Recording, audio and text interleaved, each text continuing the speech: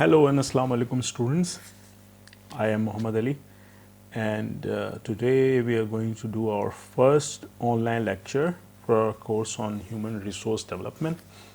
This is a undergrad course from NUST, Social Sciences and Humanities Department, and because of the coronavirus thing we are doing it online now. I don't think that in any way this is a replacement for face-to-face lectures. So I think I feel compelled to talk about safety measures during these days, and I hope that you are taking precautions, staying at home. Don't be a hero, okay? So this is real, what's going on, and I truly believe that that it will be over soon. So we are seeing many statistics. I have also been doing some graphical data analysis. Some of you might have seen it on Facebook. In my opinion, personally, we are not doing many tests, and this is why the real problem has been hiding. And this is the same for India as well. They are also not performing massive tests. There are two constraints. One is money. The second one is availability of good quality kits. Recently, Spain complained that they imported many kits from China and they were not of very good quality. So there are many different things going on. There are some horrible numbers, projections of 20 million or so in Pakistan and some 40 million or so in US. This number varies, but instead of freaking out, instead of panicking, I think our strategy should be to follow what government is saying. Just stay at home.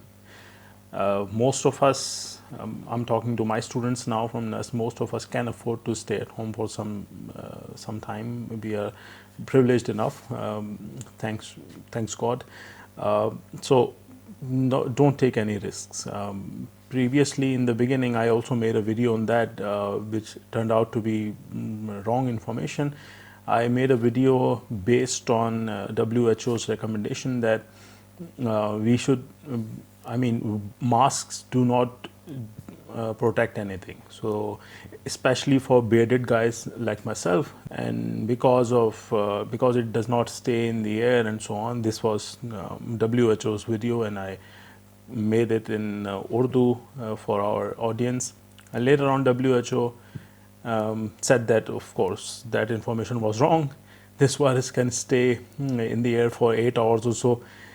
So, masks, wear masks, stay at home. I know it's boring, but instead of getting sick, just watch some movies. Okay, so I think I should talk about that before going into the lecture. Staying safe is the best approach right now, but if you ask me personally, I'm happy staying at home. There have been many pending tasks that I'm getting rid of right now. Technically, if you ask me, making online lectures, preparing for online lectures is the same as I would do for the face-to-face classes, but it requires extra effort to record them, to edit them, and then put them online. Then there has to be an interactive session. So all in all, I'm spending approximately 2.5 hours more than I would usually do preparing and delivering my lecture. So this is that point. This is an additional point to what's going on right now. But generally speaking, I'm happy staying at home with family and doing work from home. I should not complain. Okay, so before mids, we did not have our mids because of this thing. So I think university will find some solution to that. So before mids, we closed that knowledge spillovers, and we were talking about innovation. And today we are going to also talk about the same. We'll continue it. I plan to cover 2 papers today. The plan is to spend 1 hour on covering this content, but if I go too fast, it may end up being a 40 minutes class. But of course, we are learning as we are progressing. So it depends. Maybe next time I'll add more content. One of my experiences with my PhD class was that they said 82 minutes. I had 2 lectures. One was 50 minutes, other was 32 minutes, and they said 82 minutes were too much because I covered 2 papers in that. But I'm going to try my best. Let's see how many minutes I take in this one, and then I'll take your feedback tomorrow. My plan is to have Microsoft Teams session tomorrow at 3 o'clock, 3 p.m. I'll write it down in the MS Teams, and I will also send a message on LMS. Okay, so let's start our lecture. So we were talking about knowledge spillovers and innovation. In our last class, we discussed tacit knowledge, codified knowledge, and we were talking about the difference between knowledge transfers and knowledge spillovers. The major definition for knowledge spillovers is that knowledge that is transferred without full compensation to the original owner of that knowledge. That is knowledge spillover. So there is no intentional knowledge transfer. On the contrary, if you are engaged in knowledge exchange agreements, like many governments do, like many organizations do, we saw an example of Silicon Valley, and we saw an example of Hollywood in our last class, where due to agglomeration, there were many contracts, many knowledge exchange agreements that different organizations did with each other. This kind of agreements also happen between countries. Of course, the knowledge creators are universities and users are industries. So when we talk about knowledge contract between 2 countries, it's not that countries are as entities sharing knowledge, but it's because the universities and industries within them, they exchange knowledge with each other. So that is knowledge exchange. That is also knowledge transfer. So if you hear the word knowledge spillovers, it's not always knowledge transfer. In terms of English definition of transfer, it also falls under that, but in terms of concept of knowledge transfer, there is a difference between intentional and unintentional knowledge transfer. So unintentional knowledge transfer, in words of layman, is knowledge spillover. So you do not intend to transfer your knowledge, but it ends up transferring to the competitors or other entities in the economy. Then we discussed how knowledge can be converted into innovation. We discussed the difference between invention and innovation. We discussed that invention is an idea, but not all ideas are marketable. So marketable ideas are innovation. And we discussed the role of patents. So if there is a new idea in the market, if there is a new type of mobile phone, then all mobile phone manufacturers would like to invest in that idea and copy that new product. But intellectual property rights actually give the rights to the rightful owner of that product and gives them right to protect that knowledge for certain period of time. So it kind of incentivizes the inventor to keep investing in research and development, because research and development is an expensive activity, and if you do not incentivize innovators or inventors, then there is no need to invest in R&D, right? So because you want innovative companies to invest in R&D, you have to incentivize them in some way. So intellectual property rights are one of those instruments to do that. One of the papers that we will cover today is from my PhD thesis. We are not going to go much deeper into the development of the model, mathematical equations and so on. But I would like to cover the basics of the model just to give you an idea how knowledge spillovers can happen and how intellectual property rights can restrict that knowledge flow. And then there is a concept of, so there is, let's say, 100 units of knowledge, and some units of that knowledge can be transferred to the competitors, for example, without you being engaged in knowledge transfer agreements. That would be our spillover. So let's say 70 units of those 100 units of knowledge can be transferred.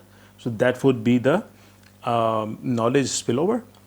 But out of those 70 units, it's not necessary that your competitors will be able to absorb all that knowledge. That will depend on the absorptive capacity of the competitors to make use of that knowledge, absorb that knowledge, and then innovate something out of it.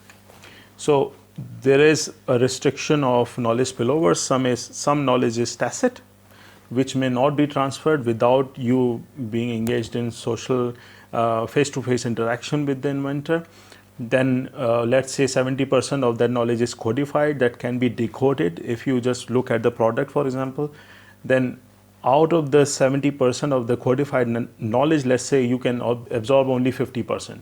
So 35 units will be absorbed by you. The rest will not be, because you do not have the absorptive capacity to absorb that knowledge. So this knowledge cannot be used because you did not absorb it. So these kind of arguments will tell you how your research and development stock would develop, and then whether it will generate new innovation, whether it will improve the quality of your innovation or not. So this is the premise. This is partially what we discussed before MITS, and we are going to extend it a little bit further in the first paper that I will discuss right now. And after 30 minutes or so, we'll go to the next paper that incorporates the role of social capital. Social capital is when you talk about culture. Every country has its own culture. For example, United States has a very open culture. There is a high level of trust, there is a high level of competition. We'll see some of the indices that compare different attributes of different cultures. I will compare Pakistan with United States and China, and we'll see where we are standing. So you can also look at different other countries. I'll give you the source of that information. That's a very good insight on how different cultures are. Since we are talking about human resource development, human resource development has to be context specific. So you cannot use tools of an open economy such as United States in Pakistan, which is more conservative, right? So you have to understand the specificity of your culture and then adapt accordingly. Instead of just bringing in instruments from other countries, you have to understand your own culture and then incorporate it in your country. So cultural aspects are also very important. So this will be the agenda for our next lecture. All right. So this is the paper. It is unpublished right now. This is why you can see 2015 there. There is a lot of work to be done. Most probably, if this lockdown extends, I hope not, but if we have more time to do more things, then maybe I'll finish this paper as well. This is with my external supervisor of my PhD thesis in France, Lorenz. Some of you might have seen a poster in my office. This is based on this paper. So in this paper, we talk about knowledge spillovers through foreign direct investment. I think you can hear in the background that there is somebody selling something on the street. So we are doing it from home, so this is bound to happen. So intellectual property rights, the role of intellectual property rights in knowledge spillovers through FDI. This is some of the building blocks I've already talked about. In this paper we'll talk about the role of knowledge that in the economy. For development of economy, since Schumpeter, there is a high emphasis on creation of knowledge. This is in addition to the debate on human capital. They talk about recombination of new knowledge that would increase productivity, that will increase quality of products. So indirectly, in second point, they are talking about innovation. And innovation is not only the result of your in-house activities, so the activities that you do inside an organization, research and development expenditures, your own staff that would try to invent something, create something new. Not only that, research has shown as long ago as 1959, Penrose talked about the role of external knowledge. So you have your internal knowledge that you are creating based on your R&D activities. There is a knowledge stock. You have different R&D workers. They have their own knowledge. You also have different patents that stores the established knowledge that you have created already. But there is also knowledge produced outside the boundaries of the country or outside the boundary of an enterprise. So country macro sense, organization micro sense. So outside the boundary of an enterprise, you can learn from different sources. This is where knowledge spillovers come into play. One of the sources of knowledge could be foreign direct investment. So in context of knowledge spillovers, you can have knowledge from external sources through foreign direct investment in the form of labor mobility. One of the examples of labor mobility is Siemens. You might have heard about this company. Their head office is in Karachi, Pakistan, and they started working 40-50 years ago in Pakistan, and they initially brought high-level managers from Germany. It's a German company, and they trained local employees. They trained local employees to work in their organizations. So they offered apprenticeships. They trained different levels of employees, and they hired them, and then they worked with them for a long period of time. But some of the employees, when they left Siemens, joined their competitors, or they created their own companies. This is called spin-off.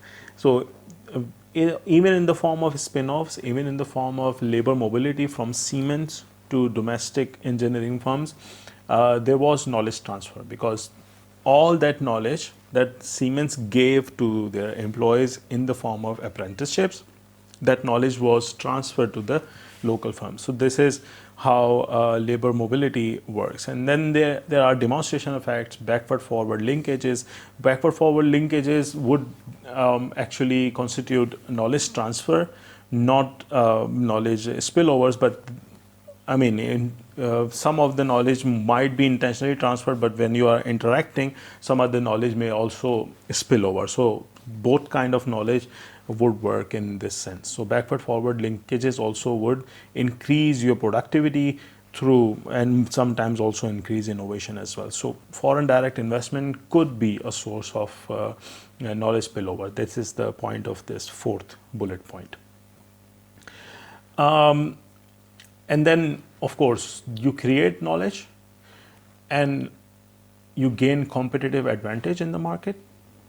But as an inventor, if I'm offering a new product and clients are attracted to my product, my market share increases, my competitors are also looking at that product. If they have sufficient absorptive capacity, they can reverse engineer that product and come up with something which is exactly the same and offer that in the market. We have seen that many times in case of Chinese products, right? So there were copies of mobile phones. Now they have their own companies, but previously there were copies of iPhones. There were copies of Samsung. They are still there, but China has moved on. They have transferred from imitative policies to innovative policies. Now they are making their own products. They are innovating, but they started from imitating. So if there is a culture of imitation, if there is a weak rule of law, so when I invent something, my competitors can immediately copy. So there is no incentive for me to invent something new, right? So to create incentive for me to create this knowledge, one of the ways is to give me the rights for that knowledge for, let's say, 5 years. And for those 5 years, if I'm operating in Pakistan, nobody can copy me. Okay, so if this kind of rights are given to me, then I have incentive to invest further in R&D and innovate and gain from the market share. But from country's point of view, country would like foreign direct investment to come in their country, sell better products, but also the countries would like that their general in terms of general knowledge flows, country would like to learn from these foreign direct investment multinational companies. So there is this dilemma whether we should protect foreign direct investment in terms of protecting their intellectual property, or whether we should allow free flow of knowledge. If we allow free flow of knowledge, then there is no incentive for the innovative firm to come and operate in your country. So there are these two sides of this story.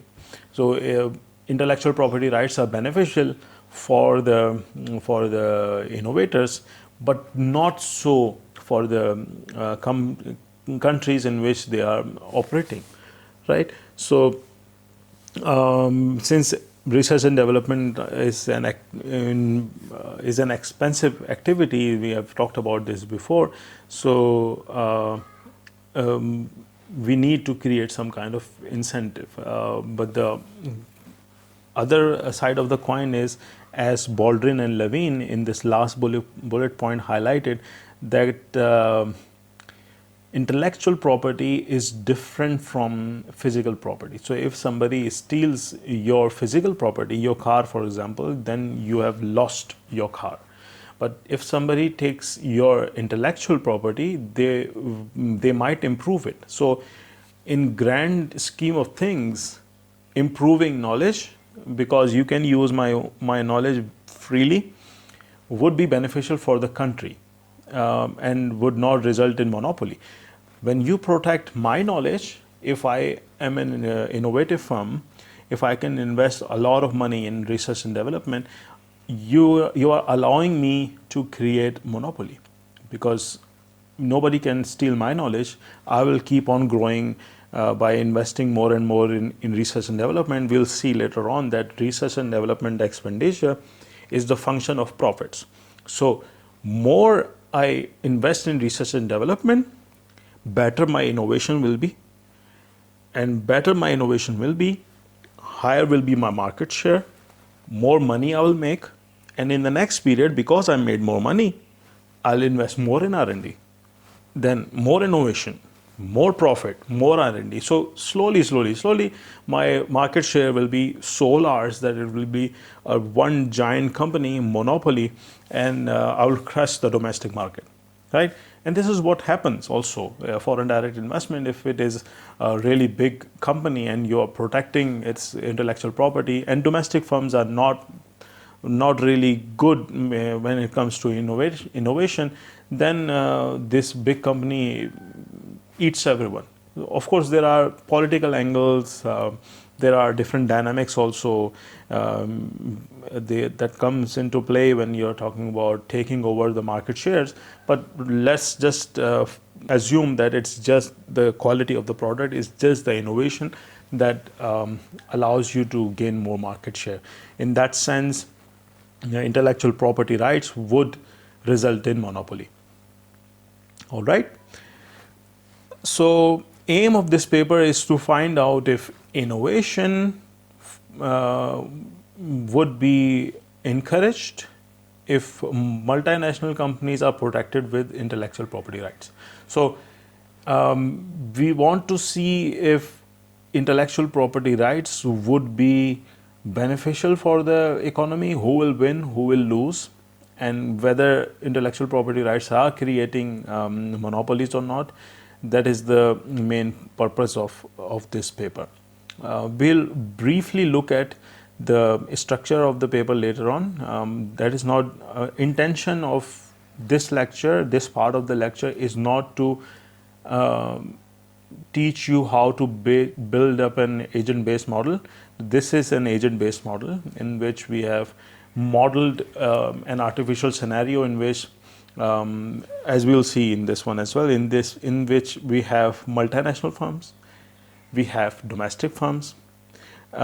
We have assumed that multinational firms are always innovative.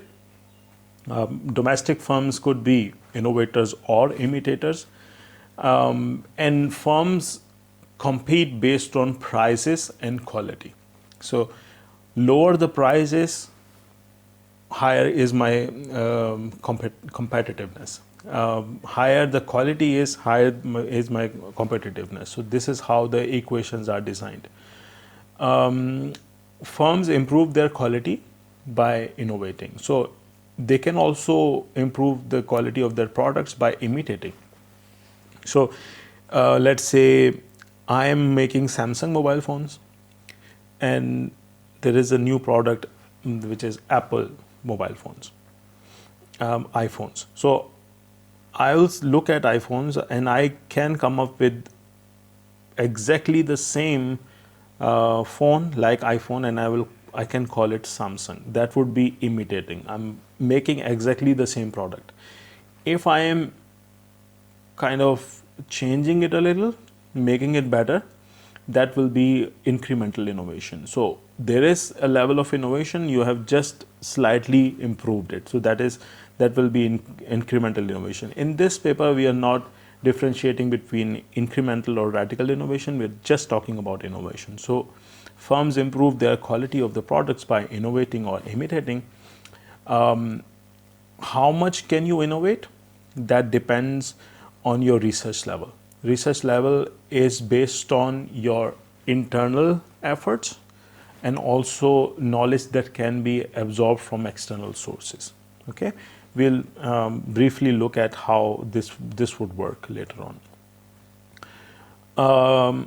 How much of this knowledge can be spilled over from foreign direct investment or multinational companies to the domestic companies depends on this coefficient theta. In the example that I gave you in the beginning, that if we have 100 units of knowledge, if 70% of that knowledge is codified, that knowledge can be transferred to other entities without the need for social interaction. So let's assume that 70% is codified knowledge and 30% is tacit knowledge. So 70% would be 0.7 would be this theta. So if I have 100 units, then 70%, 70 units can be transferred. Okay, and then we have another layer. Out of those 70 units, how much can I actually absorb? That depends on my absorptive capacity, which is given by this letter gamma. If let's say I have 50% absorptive capacity, then I can only absorb 35 units of the 70 that are available in the market in terms of knowledge spillovers. And then there is knowledge spillovers, knowledge flows that are restricted by the IPR parameter omega. IPR parameter tells you for how many periods your knowledge is protected. So knowledge flows even if there is a possibility of absorbing 35 units of knowledge. IPR parameter will not allow you to do that until the protection period ends. Let's say that the patent has given the innovator the right to keep that knowledge for 5 years. Only after 5 years I can absorb 35 units of that knowledge. Before that I cannot. If I do that, innovator can sue me in the court of law. And innovation output has to go through the IPR system. What is this IPR system? We'll talk in the next slide. Okay, so this is the workflow of intellectual property rights system. how does it work? So we have innovation, okay? We invest in we come up with something new, and we develop some prototypes here. So if you want to introduce these products in the market, these prototypes in the market, before we do that, if we want to protect our knowledge, we have to go to the IPR system or patent office in the real world, and we'll ask them to give us rights to this product. What does that do? So this is how our agent-based model works here. We give it a prototype. It compares it with the knowledge that is available in the market. Okay, so this right here is when the existing knowledge, when this new knowledge is protected. Let's say I came up with something, I thought that it is innovative, and I went to the patent office. I said, okay, I need the rights to produce this product and introduce it in the market. When they checked in their records, they found out that exactly the same product was invented before, and it is protected right now. So the protection period has not expired yet. So the patent office will tell me that your knowledge is exactly the same as something that has already been invented, and it is also protected at this moment. So you cannot introduce this product in the market until and unless the protection period expires in, let's say, 5 years or 10 years. So now, for example, if you came up with something that is not protected, so then the intellectual property rights system will look at if this product is entirely new or not. If this was previously protected, then patent office will allow this firm to introduce this product in the market, but it will not give them property rights, because these property rights were given to somebody else before. This product is not entirely new. It's exactly the same as it was because it was invented before, but it is not protected anymore. The property right protection period has expired. So the firm can introduce this product in the market, but patent office will not give the property rights to the new inventor. For example, if I invented this product, the rights will not be given to me. On the other hand, if this product was entirely new, then the patent office will give the property rights and also allow you to introduce this product in the market. This channel right here is the true innovation. You have created something entirely new, and you have the rights for it for a certain period of time, depending on the product life cycle, and then you can gain some market share by introducing it in the market. Okay, so this is how the intellectual property system works. So the purpose for this whole intellectual property rights system is that not everything new that you create, not all prototypes can be considered as innovation. We have to compare it with the previous knowledge, and patent offices do that. And based on the existing knowledge, if they decide that this is an entirely new product, then you get the rights, and this is how only in that case it will be considered as innovation, otherwise not. Then we have dynamics of agent-based model. So this is how the market works. You come up with some quality. This is through innovation. Let's say in this previous equation, you came up with something new, you improved quality, and then because of this quality and also price, we discussed this before, that the market shares are based on quality and prices. So you improve your quality, you increase market share. Your prices are dependent on your productivity. Excuse me. So increasing quality would increase your market share, reducing prices would increase your market share, and it will increase your output. output will depend on aggregate demand. It depends on how much is the demand for that product in the market, and based on your market share, based on the aggregate demand, you will produce from output and you will earn some profit. And based on those profits, you will invest in R&D. This is where multinational firms and local firms differ. In this R&D part, in this model, multinational firms have some share of the profits that they made. So let's say they made 100 units of profit. Some portion given by S, small s, let's say 0.1, 10% of these profits will be invested in R&D. But since these multinational firms are coming from some other countries, in this model we have also given an extra condition that their R&D is not only dependent on their profits, it's also coming from their parent company. So they will maintain their previous R&D level, and this will be fed by the parent company.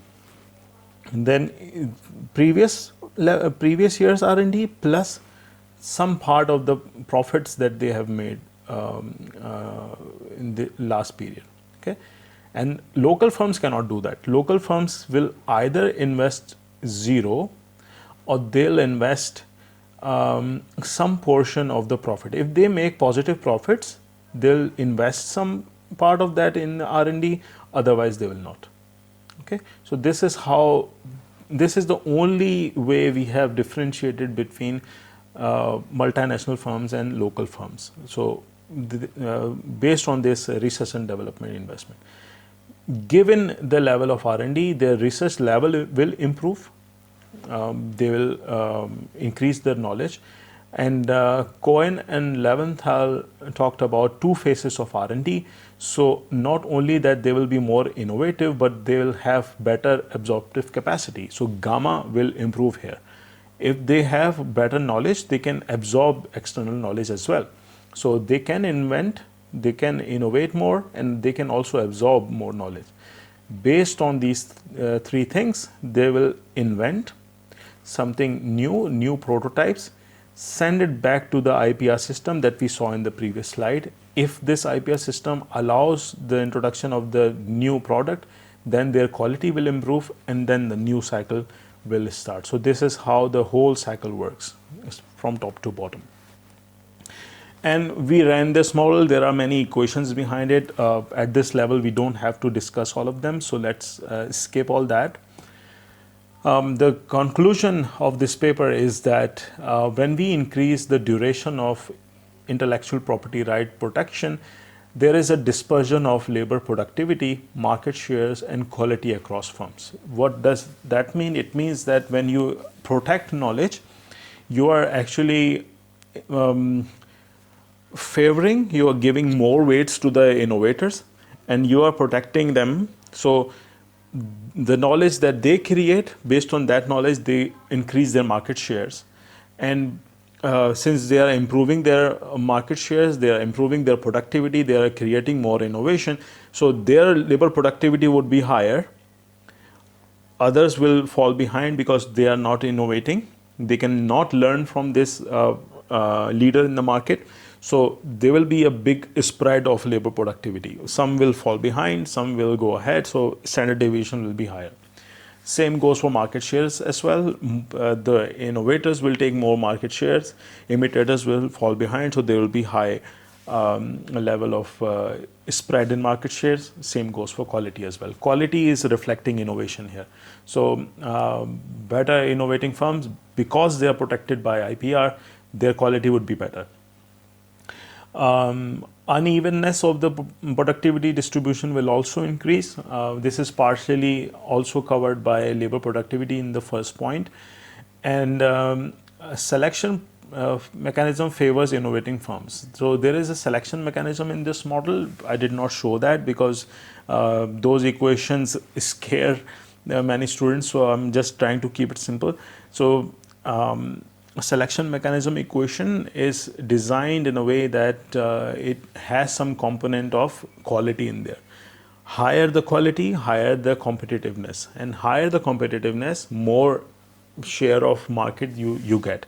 And since that quality is dependent on your innovation, more you innovate, more you are protected, more you're protected, more market share you get. So this is how intellectual property rights increase market shares, and selection mechanism is favoring the innovative firms instead of imitating firms.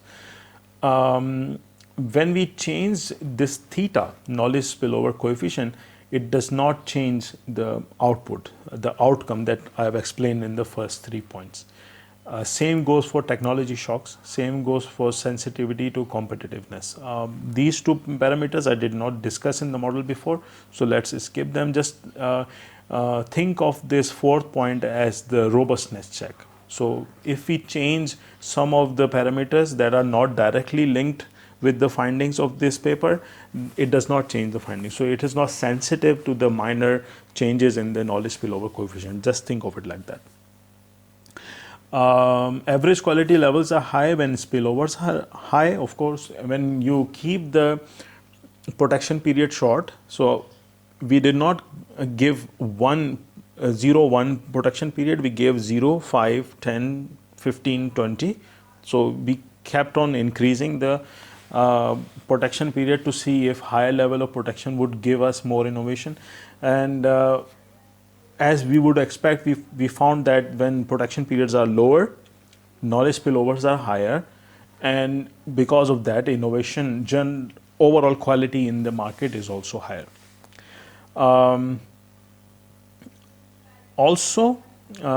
The selection mechanism favors innovators more so when intellectual property rights are longer. So the main findings of the paper are covered in the first 3 points. The rest are the extensions and robustness checks. So the entire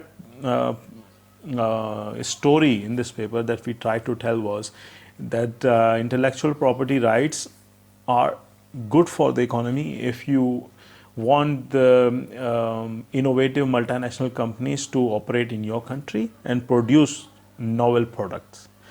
But on the other hand, if your intention, if the policy objective is to spread knowledge in the economy, intellectual property rights will not work, because they tend to prefer innovative firms and create monopoly in the end. So this is what the preliminary findings of this paper are telling us.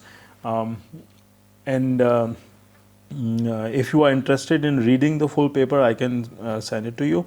But I think if you, for the sake of examinations, if you just go through these slides and understand what I have just explained to you, that will be sufficient. But if you are interested, I can send this paper to you. I'm not sending it right now because it's a working paper and this is too advanced for the undergrad level. But I think the message is interesting. Message is relevant to the human resource development course. That's why I covered this paper. Okay, so this is where our first part ends. So you can take a break now and we'll come back with the second part in the second video.